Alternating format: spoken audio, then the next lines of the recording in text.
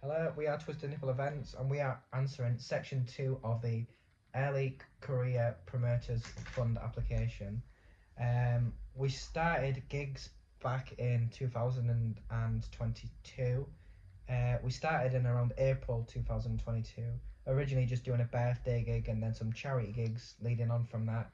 We did our first official gig in December 2022. We've just locally sourced bands at the Adelphi, and then from there, the scale of our events sort of gradually started to increase. We booked up as Kink the next year. I'd say punk is the thing we specialise in most. An emphasis probably on post-punk, sort of new wave punk bands that are coming through sort of the regional national scene, bands that are a little bit bizarre and weird. Locally and regionally, our impact in the grassroots scene, I'd say we've helped the scene develop and bring new bands in as we scout college bands or young bands that have not really had a chance to start gigging officially yet. We've offered bands this opportunity, and then subsequently, they've invited other bands in, and it's helped the scene sort of grow and blossom a little bit more. And yeah, that's probably it on that. Yeah, well, I was just gonna say, like a lot of college bands have only gigged in college, and they were quite nervous about gigging at the Adelphi because they didn't know how to go about applying for a gig at Adelphi, and they didn't really know any contacts. So we tend to scout for college bands on social media, and people we speak to in Adelphi and such like, and give them the confidence and platform to do their first gig basically at the Adelphi or Dive. And the feedback we've had from that's really nice. All the bands have said that they've grown in confidence and that we've really helped kickstart their career. So we want to continue doing that.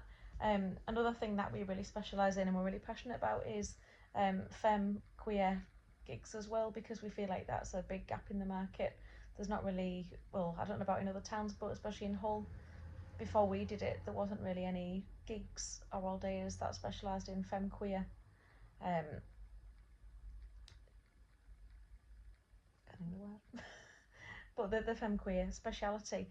Um, so we did our first femme queer gig for Independent Venue Week this year in February, and the feedback was really lovely. And people basically said that they've never really seen a gig in Hull of this speciality before, and that it was really nice. It was really popular. So we're going to continue doing that. We're doing another one for Independent Venue Week in February next year as well. Yeah, So and looking forward to that. yeah, people have also given feedback. It just creates sort of a safe space for the community and LGBTQ plus sort of people and people who want to express and stuff. So that's sort of yeah, something that we want to keep doing and keep creating a space for um, people of that nature. We also do still are going to continue doing charity gigs on like the humanitarian crisis and things. There's the things happening in Palestine and things. We did a fundraiser for that back in November, raised about £400-500 towards that cause. Um, so we'd like to continue with those things. And we also support safe gigs for women as well. So one of the femme queer gigs that we did at Dive, we offered free anti-spiking caps. Because just from speaking to a lot of people, especially of the femme queer speciality, a lot of them said that they don't feel safe at certain gigs. And one of the things was that they're frightened of spiking. So we've been issuing anti-spiking caps at our gigs, and also basically encouraging people to speak out if they feel uncomfortable at gigs and giving them the platform and confidence to do so as well. Yeah, this year was also, I think, that the first year that we welcomed some international artists. We had Sweet Sue from the Netherlands. We had we had a contact sort of from that area, and then from that we got another of his bands that he helps tour and book, and then we've sort of been recommended. So we've had 3 or 4 international bands, which I think is a pivotal milestone for us, which we'd like to be able to do more of, which obviously funding would help with, because that has to work on a budget. Introducing new acts to a city where they've never been before. And sometimes not have been to the country before as well. And we also would like to we specialize in post punk, and that's a similar sort of energetic genre, but in the future we would like to offer opportunities for other genres to come and play for us. I mean, we've had indie music and things like that, but genres that are a little bit more diverse, that we don't really have the knowledge to be able to host, like for instance a hip hop showcase.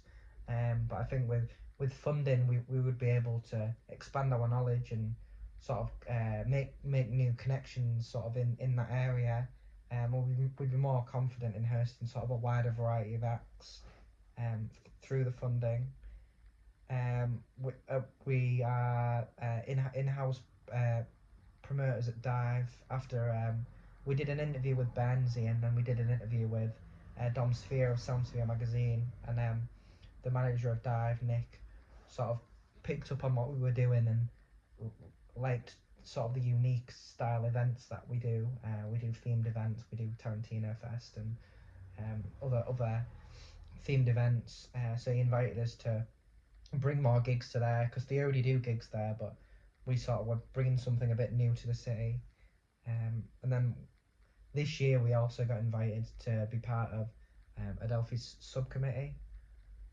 Yeah, so the events manager of Adelphi, Paul, invited us for a meeting the other week because they have the board of directors and they want us to be on the subcommittee to that, which will hopefully in the future lead up to us being on the actual board of directors. But he said basically the board at the minute is, the majority of them are older gentlemen, and they want to expand into offering opportunities to females and the people of the LGBT community and younger people onto the committee, just so that we can input like fresher things into the Adelphi basically, because he even feels as the manager that the board itself has gone a little bit stagnant with ideas because a lot of the people on there are a bit older, so they want us to join that and input our ideas as well, which is a really good opportunity. But obviously going forward, once we're on the committee, we'll have more scope to put forward ideas if we have more funding behind us as well. So that would be where the funding would help as well in that. Yeah, I think now is probably the key pivotal moment that we would require this funding, because at the moment we're at sort of a plateau level where we can't book bands that are any bigger than we're booking now, and we can't really move up to bigger venues or do bigger scale events without the financial security. Otherwise, we are putting ourselves at risks. We are completely independent. We're not funded by anyone. We have to. All expenses are covered by us. All promotional cost, hire, door staff, etc. is all funded by basically our ticket sales from the event. So the funding would allow us to move up to that next key essential level where we could, for instance, work with more promoters. I mean, we work with Bud Heron sometimes, and we've been able to do slightly bigger events all days through that connection. But we'd like to expand our network into other cities. I mean, we know a few promoters from other cities, but some of the ideas that we'd like to put together and the visions that we have probably wouldn't be possible without some sort of funding. And we'd also like to be involved in other local festivals. Yeah, so there's a festival in Hull called Humber Street Sesh, which has been going for a lot of years now. And we've always had the dream of 11 years, yeah. And we've always had the dream of having our own stage there, which is another thing that the funding would really help us try and achieve, because it's a big risk and it is a dream of ours that we do want to do. But as I say, we are independent, so we are kind of stuck in a rut a little bit because we can't really put too much risk into planning. Yeah, I think Humber Street Sesh would be a milestone for us. I mean, we're involved in the Polar Bears weekly music session night in July, which is a milestone moment for us. Usually bands that play the weekly sesh then move on to play Humber Street Sesh, and we're keen to be involved within the city as much as possible. But I think sesh requires an element of self-funding if you're going to have your own stage, which we wouldn't be able to do.